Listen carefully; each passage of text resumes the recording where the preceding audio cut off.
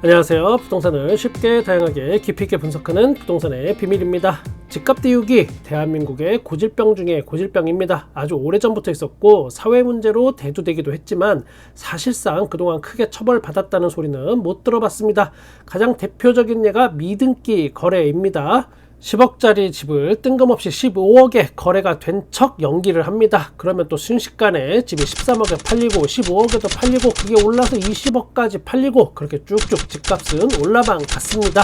국토부 실거래가 공개 시스템을 활용한 집값 띄우기 작전인데, 집값 띄우기용 허위 거래를 막기 위해서 이제 등기 여부도 공개를 하긴 합니다. 등기했는지 안 했는지. 이렇게 미등기 집값 띄우기에 대해서 운신의 폭이 좁아지자 미등기 거래는 기존보다는 좀 줄긴 했습니다. 지난해 상반기 신고된 아파트 거래가 19만 건인데 상반기에 이걸 분석했더니 그 중에 995건이 미등기 거래라고 되었다는 발표가 나왔습니다. 대략 한 1000건 정도 됩니다. 근데 놀라운 거는 이게 등기 여부를 공개한 이후에 1년 전보다 70% 줄어든 거라고 합니다. 70% 줄어서 미등기 거래가 약 1000건 정도 되면 도대체 기존에는 어느 상황이었는지 이제 가늠도 안 됩니다. 지금 현재는 전체 거래의 약 0.52% 수준입니다. 이게 1000개 중에 한 5개 정도는 미등기 거래입니다. 아주 극소수라고 생각할 수도 있지만 이런 거 한 건 한 건이 미치는 그 파장은 정말 상당합니다. 예전같이 우리가 신문이나 저녁 9시 뉴스에 의존하던 그런 시대가 아니고 이제는 개인 미디어 시대입니다. 누구나 휴대폰으로 언제든 정보의 전달을 쉽게 받는 시대이다 보니까 강남에서 집값 띄우기 한 방 나오면 송파구 아파트 가격이 따라서 올라가고 그 다음은 또 강동구 가격이 올라가고 그렇게 해서 또 그 다음은 하남시까지 그 여파가 갑니다. 이렇게 변하는데 요즘은 한 달도 안 걸리는 것 같습니다. 요즘은 또 직거래도 많은데 이 직거래에서 특히 미등기 거래가 많았습니다. 중개거래보다 2배 정도 높은 수치였습니다. 국토부에서 2월에서 6월까지 특수관계인간 일어난 아파트를 조사했는데, 그러니까 가까운 사람끼리 조사한 거 의심스러운 부분이 있어서 조사를 했는데 시부모가 며느리에게 28억 상당의 아파트를 팔고 또 그날 당일날 본인들이 15억짜리 전세로 그 집에 다시 시부모가 세입자로 사는 그런 편법 증여가 의심되는 사례도 여러 건입니다. 요즘에 이런 거 안 걸리려고 성씨가 좀 다른 며느리를 또 통해서 증여하나 봅니다.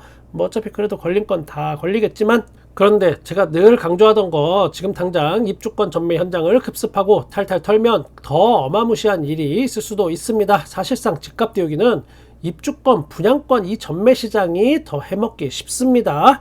혹시 지금 국민들의 지지를 받고 싶은 분이 계시다면 여기부터 한번 탈탈 털어보시는. 미국 금리 인하, 어쩌다 보니까 대한민국 부동산이 모두 미국의 금리 인하에 눈이 쏠려 있긴 합니다. 금리 인하만 된다면 당장의 집값이 내일부터 1억씩 팍팍 오를 거라는 기대를 가진 사람들이 또 많이 있긴 합니다. 금리 인하에 관련된 예상은 미국에서도 왔다리 갔다리 합니다. 당장 내일이면 또 미국의 기준금리 결정이 또 됩니다. 아무래도 이번에는 금리는 동결로 마무리될 거라는 의견이 대다수입니다. 문제는 그 이후에 올해 금리 인하를 언제 하고 과연 한다면 몇 번을 할 것인지입니다. 애초에는 6월 달에 첫 금리 인하를 시작해서 올해 3회 정도 인하할 것이라는 의견이 많았는데 요즘은 또 분위기가 바뀌었습니다. 미국에서 6월달 금리 인하는 무리고 7월달부터 시작해서 3번이 아니고 올해는 한 2회 정도 금리 인하를 할 것이라는 의견으로 많이 사람들이 돌아섰습니다. 그럼 수치로 따지면 어느 정도 내린다는 걸까? 이것도 궁금한데 연방공개시장위원회 FOMC 위원 19명 가운데 11명이 올해 말에는 금리가 지금보다 0.75% 내려갈 걸로 예상을 했습니다. 그러니까 대부분이 한 0.75 정도 내린다고 보는 거죠.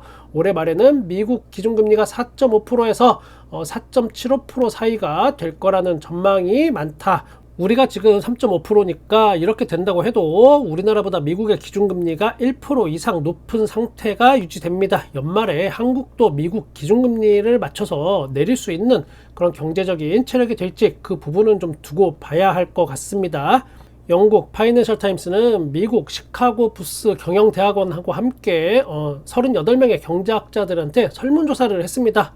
저는 시카고라고 하면 시카고 피자밖에 몰랐는데 누나가 요즘에 살찐다고 시카고 피자를 안 사줘서 제가 신경이 굉장히 지금 많이 날카로워져.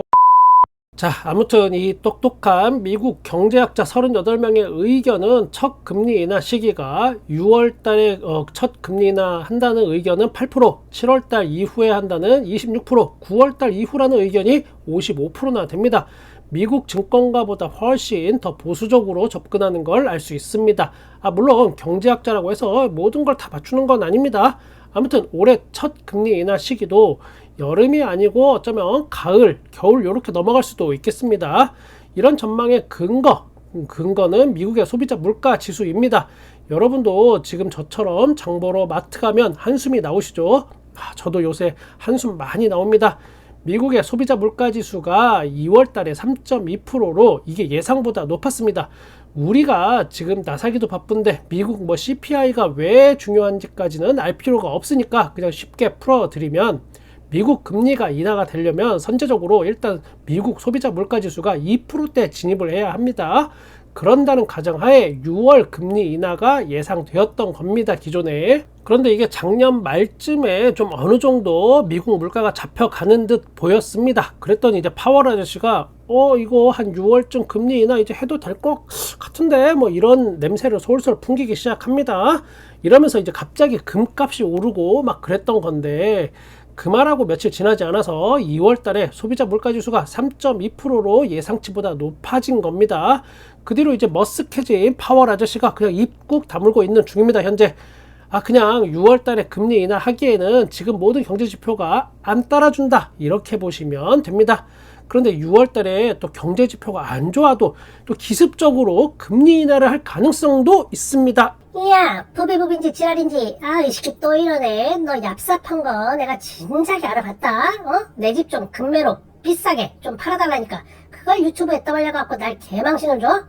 너 또 지금 미국 경제 얘기하면서 금리 인하 6월 달에 안 하고 더 늦어질 것 같은 그런 뉘앙스로 이렇게 말했다가 막상 6월 달에 금리 인하 돼버리면 너 욕먹을까봐 이런 꼼수 부리는 거지?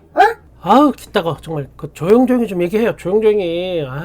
금리 인하가 미국의 대선 때문에, 그러니까 선거 때문에 예정보다 빠르게 금리 인하가 될 요인이 있다라는 어떤 가능성을 제가 이야기해 두는 겁니다. 11월 달에 미국의 대선이 있죠. 바이든하고 트럼프하고 둘 다 저는 비호감이라서 누가 되든 큰 관심은 없지만 누가 되느냐에 따라서 내 주머니 사정도 바뀔 수 있기 때문에 저는 생존을 위해서, 그리고 시카고 피자를 당당하게 사 먹기 위해서 관심을 가지고 있는 겁니다. 일단 지금의 높은 금리에 부담을 가지고 있는 건 트럼프보다 바이든입니다. 지금 바이든이 트럼프한테 지지율에서 좀 밀리고 있죠. 그 지지율 반등이 필요한 시점입니다. 11월 대선 전에 일단 주택담보대출 이자를 낮추는 카드를 만지작거리는 걸로 알려져 있습니다. 중산층의 표를 흡수하기 위해서 시장의 일반적인 예상을 깨고 금리를 좀 더 빨리 무리하게 낮춰서 지지도를 끌어올리려 한다는 이야기가 많이 있습니다. 이거 어디서 본 것 같은. 오늘은 최근 송파구 아파트 거래 중에 하락 거래 위주로 한번 둘러보겠습니다. 제가 앞으로 서울과 수도권의 아파트 하락 거래를 꾸준하게 업로드할 예정입니다. 그냥 여러분이 꾸준히 들어만 두셔도 요즘의 가격 변화를 자연스럽게 체감하실 수 있을 것 같습니다. 송파구 잠실동 리센츠 48평 27억 5천만 원에 거래가 됐습니다. 5,563세대 2008년 아파트입니다. 지난 최고가는 36억 5천만 원이었고 최고가 대비해서 9억 하락했습니다. 하락률은 마이너스 24%입니다. 송파구 풍납동 동아 한가람 32평 8억 8천만 원에 거래가 됐습니다.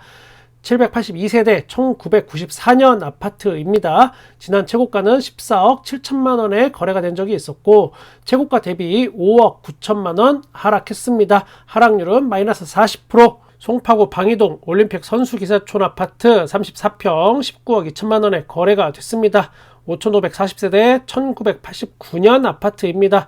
지난 최고가는 24억 7천만 원이었고 최고가 대비해서 5억 5천만 원 하락했습니다. 하락률은 마이너스 22%입니다. 송파구 가락동 헬리오시티 33평 19억 1천만 원에 거래가 됐습니다. 9,510세대 2018년 아파트죠. 지난 최고가는 23억 8천만 원이었고 최고가 대비해서는 4억 7천만 원 하락한 겁니다. 하락률은 마이너스 19%. 25평도 여기가 거래가 된 게 있는데 25평은 16억 3천만 원에 거래가 됐습니다. 지난 최고가는 20억 9천만 원이었었고 최고가 대비해서는 4억 6천만 원 하락했습니다. 하락률은 마이너스 22%입니다. 송파구 잠실동 잠실 엘스 34평 23억 1천만 원에 거래가 됐습니다. 최근에 5,678세대 2008년 아파트입니다. 지난 최고가는 이게 27억이었고 최고가 대비해서는 4억 1천만 원 하락했습니다. 하락률은 마이너스 15%. 송파구의 주요 아파트 거래의 어떤 최고가 대비해서 하락 거래된 아파트들을 봤는데 풍납동에 있는 동아 한가람 아파트를 제외하고 보면은 평균적으로 기존 최고가에서 15%에서 20% 내외로 하락된 가격으로 현재 거래되고 있는 걸 확인할 수 있습니다. 물론 기존 최고가에 근접한 거래도 있긴 합니다. 전체적으로 보면 현재 송파구는 큰 하락이나 오름 없이 고만고만한 수준에서 왔다 갔다 하지만 집주인들이 내놓는 호가는 지금 살짝 오히려 좀 높아진 느낌이 있습니다. 저는 부동산 가격의 정상화가 이루어져야 한다고 분명하게 생각합니다.